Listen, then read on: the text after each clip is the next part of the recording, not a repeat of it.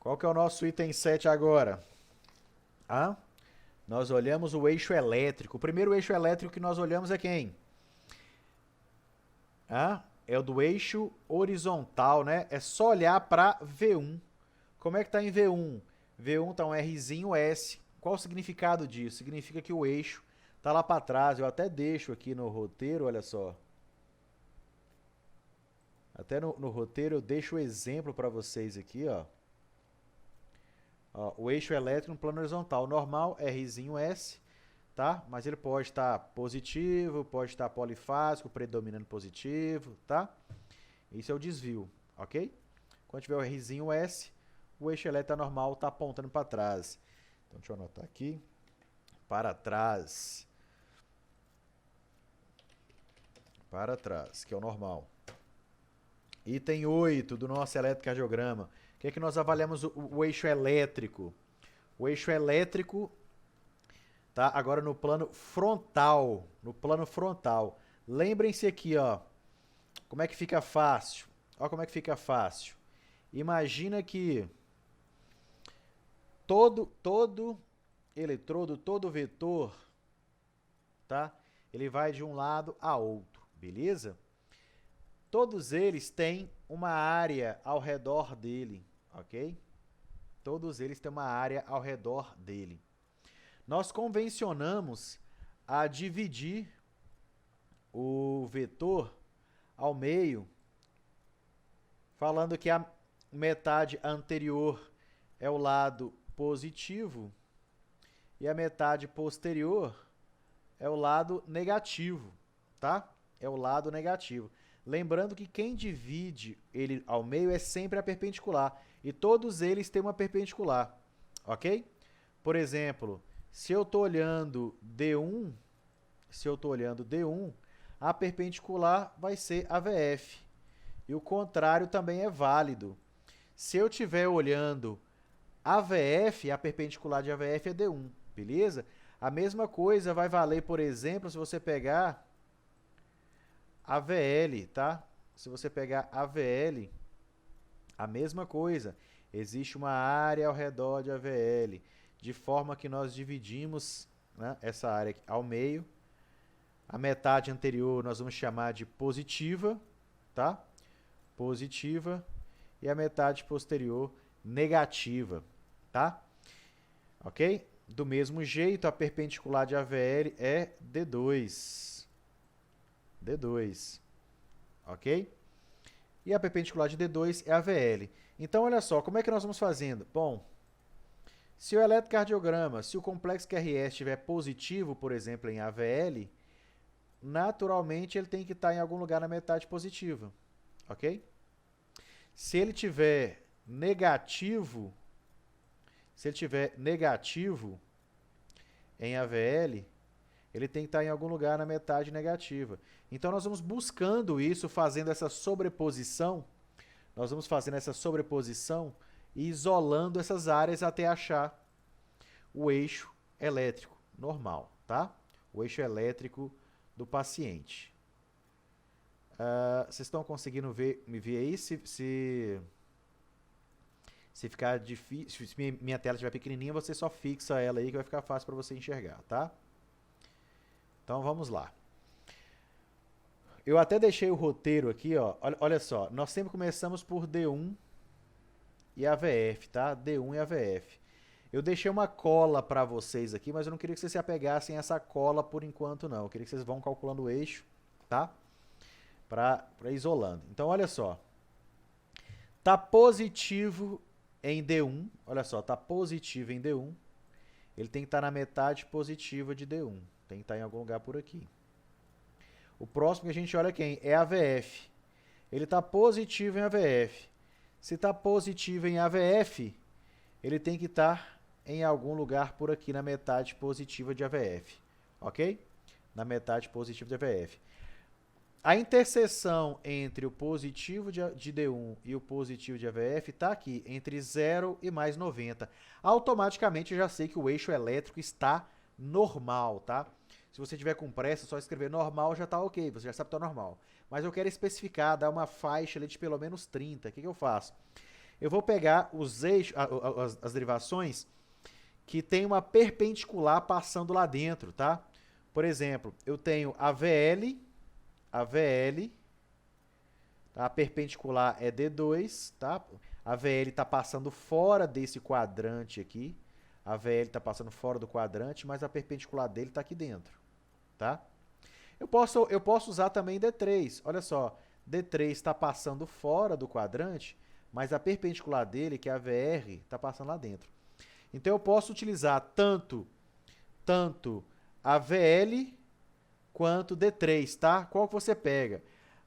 Enéas Carneiro, ele sempre gostou de começar com D3. Eu não sei se eu mandei um videozinho para vocês, senão eu vou mandar lá no canal do Telegram.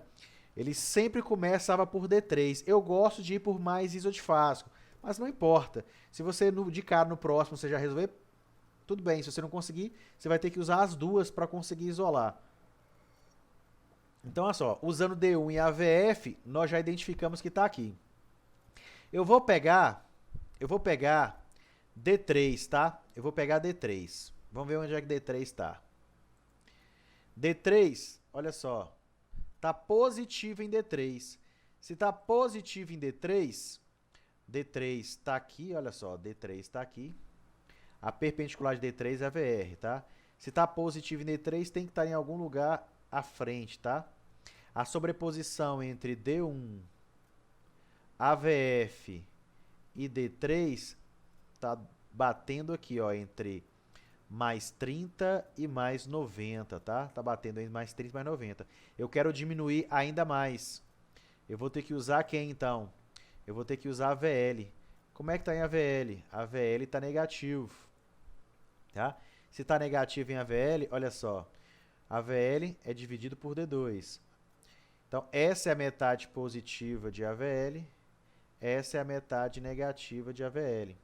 Ok? Metade positiva, metade negativa. Está negativo em AVL. Então, está entre mais 90, entre mais 60 e mais 90. Está aqui, tá? Tá aqui. Só um jeitinho de visualizar, rapidinho, é como se fosse assim, ó. Nós observamos lá no eletrocardiograma e vimos que, o complexo QRS está positivo em D1. Em AVF, o complexo QRS também está positivo em AVF. Nós vimos que, que está em D3, que nós acabamos usando D3, está positivo em D3. E quando nós usamos AVL, nós vimos que está negativo em AVL. Então, olha só, começa sempre por D1 e AVF. D1 e AVF. Tá? Nos próximos eu não vou demorar assim não, tá? Só para vocês pegarem o raciocínio. Tá positivo em D1. Tá positivo em D1. Se tá positivo em D1, tem que estar em algum lugar por aqui de D1. Ok? Tá positivo em D1.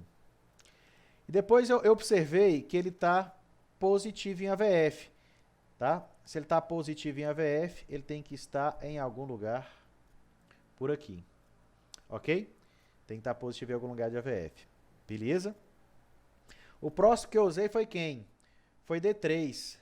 D3, ele está passando aqui, ó. D3 está passando aqui, certo? Eu já isolei, observe que a interseção entre D1 e AVF está dando esse quadrante, eu já sei que está normal. Agora eu vou olhar D3. Opa. Eu vou olhar D3. Tá? Deixa eu ficar mais bonitinho aqui. D3. D3 eu vou usar verde. Vou usar verdinho para D3. Nós sabemos que a perpendicular de D3 está passando aqui, ó. A perpendicular de D3 está passando aqui, ó. A perpendicular de D3, se vocês lembrarem, é a VR, tá? Tá dividindo, tá batendo aqui bem em mais 60. Ok, em mais 30, desculpa. em mais 30, tá? Como é que está em D3? D3 está positivo. Se está positivo D3, essa aqui é a metade positiva de D3, olha só. Certo?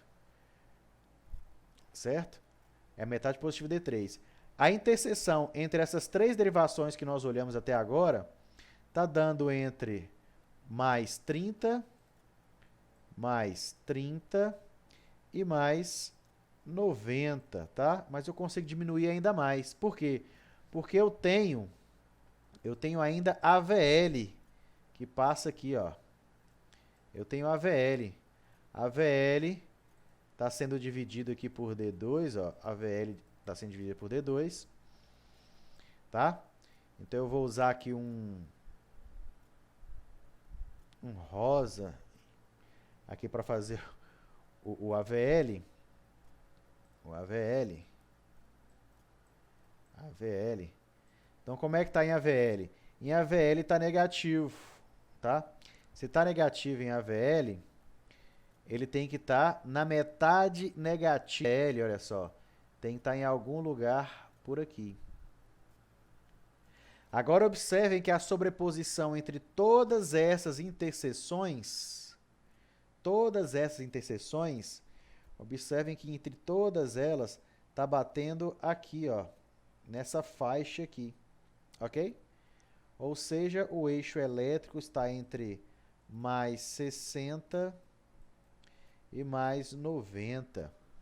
Pegou aí? Então, é bem assim, tá? No começo dá esse trabalhozinho e tal, depois fica automático, tá?